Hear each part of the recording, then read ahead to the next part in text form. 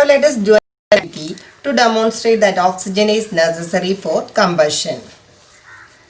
Take a piece of burning wood and place it on an iron plate. Now cover it with a glass jar and observe.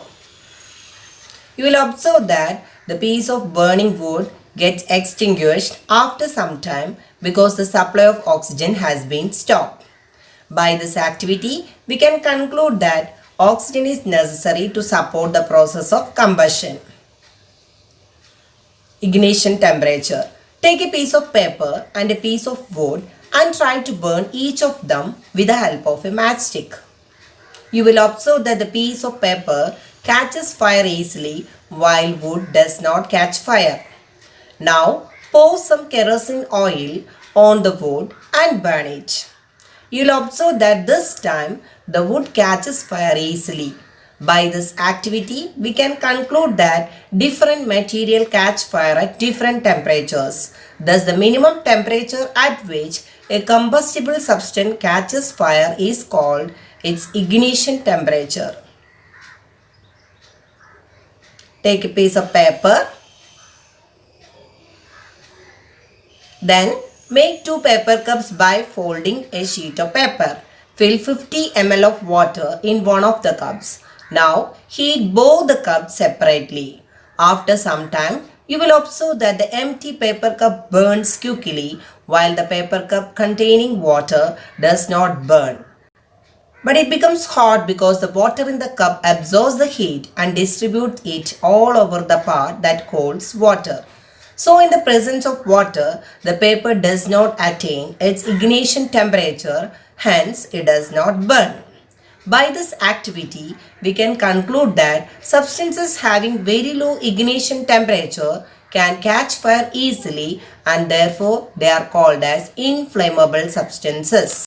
Examples for inflammable substances are petrol, alcohol, LPG, etc. History of matchstick. Dear children, you know that matchstick is used to light a candle, stoves, oil lamps, etc. Do you know that the first matchstick was developed by Egyptians more than 5000 years ago? These matchsticks were made of small pieces of pine wood which is dipped in sulfur, which is a combustible substance. The modern safety match was developed about 200 years ago. It was made by applying a mixture of antimony trisulfide, potassium chlorate, white phosphorus, some glue and starch on the head of the match made of suitable wood. When the stick was struck against a rough surface, white phosphorus got ignited due to the heat of friction. This started the combustion of matchstick, but white phosphorus proved to be dangerous both for the workers involved in the manufacturing of matches and for the users. Hence, nowadays, the head of the safety match contains only antimony trisulfide and potassium chlorate, while the rubbing surface has powdered glass and a little red phosphorus which is much less dangerous than white phosphorus. The red phosphorus gets converted to white phosphorus when the matchstick is struck against the rubbing surface.